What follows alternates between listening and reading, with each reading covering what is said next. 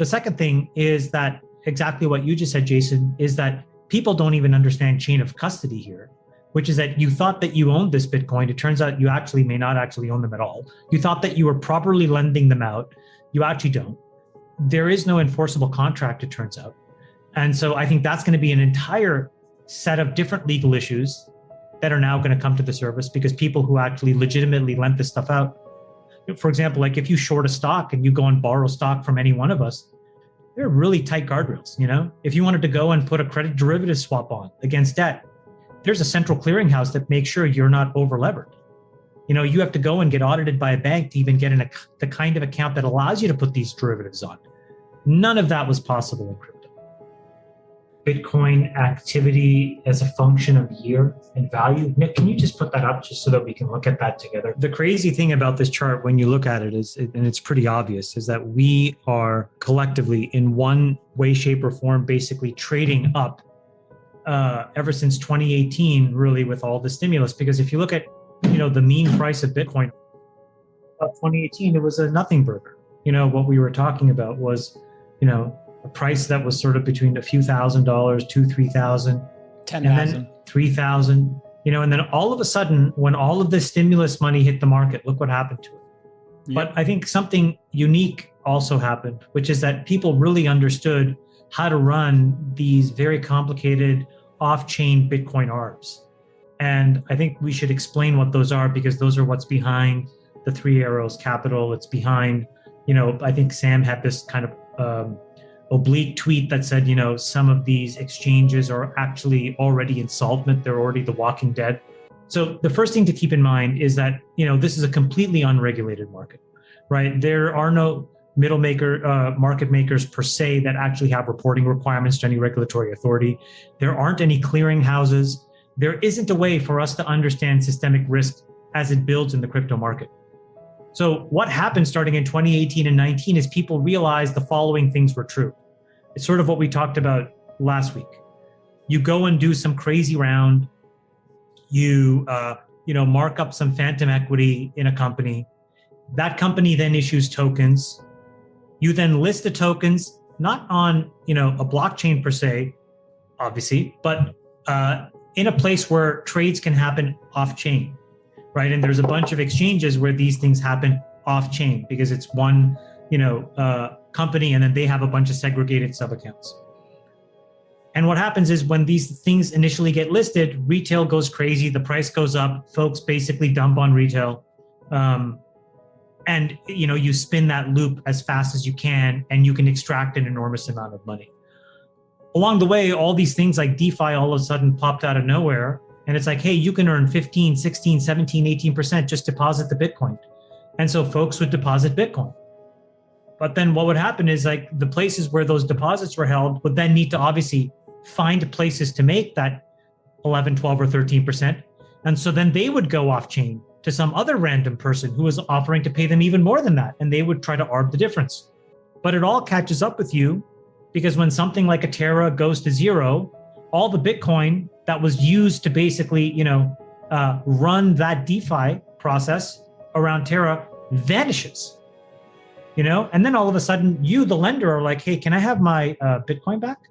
And the broker's like, well, actually, I don't have it. I lent it to somebody else. Let me ask that someone else. And they're like, I'm sorry, I don't have it, but I have these Terra coins, because I was running some ARB and now it went to zero. And that's essentially what we're seeing right now. So we have two big problems. And then I think we have a third that's kind of funny. The first big problem is like, obviously in the absence of any regulatory oversight, this stuff is going to happen.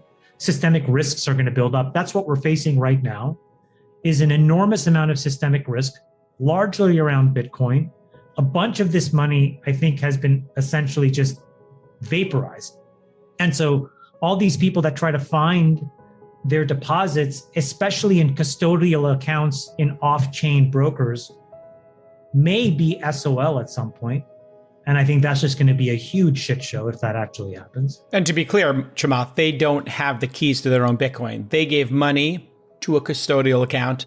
They then did this lending, went out to get them to 15%, and they don't have any recourse here. They can't get their Bitcoin. Well, look at this article. Why now. real Bitcoin owners put them in a wallet and own the keys. Does anybody have recourse to this Three Arrows Capital and all of this other interrelated parties that are now, gone completely bankrupt because of this scam? The answer is absolutely not. So that's the first problem. You have absolutely zero oversight, which means systemic risk has been built up in the system. Before we continue, help us clicking that YouTube like button and subscribe now to our channel. This shows the algorithm that you valued this information. And it helps us spread that message. Sharing is caring. And now, let's continue. I have bad news for you. If you're not rich by now, you're screwed. And if you're in debt, you're even double screwed. How so, you might wonder? Well, the sad truth is that you're working your whole life to make someone else rich. The mega corporations, the banks, the politicians, everyone is getting richer. They get your money. And what is even worse, they get your time, they get your life. You are not even in a rat race. You're in a financial prison. But what could a solution for you look like? Honestly, I don't know, but I know what a solution for me would look like. It's very simple. I use whatever money I have and I multiply it with 1,000. This could make my life much easier and probably yours as well. If you have $1,000 available and multiply this with 1,000, I believe that this could solve some financial issue for the one or the other. Of course, if you're ugly, you would have to multiply it with much more than 1,000. My name is Markus Dahn, and this is what I decided to do. I decided to 1000x my money. This is not a joke. I know what you may be thinking. What is this guy talking about? How should this work? This is not possible. Well, I made a detailed video where I laid out my plan. And some clever folks might even want to look at this plan and copy it and do exactly what I do. This is just a little hint on the side. You have two options. You leave, you forget what you have seen. You do whatever you're doing and you hope that somehow you get some other results. Good luck with that. Or you click the link below the video. You enter your email address because I'm not showing this to everybody. You at least watch my video on how I plan to 1000x my money. The choice is yours. Make the right choice. Join me.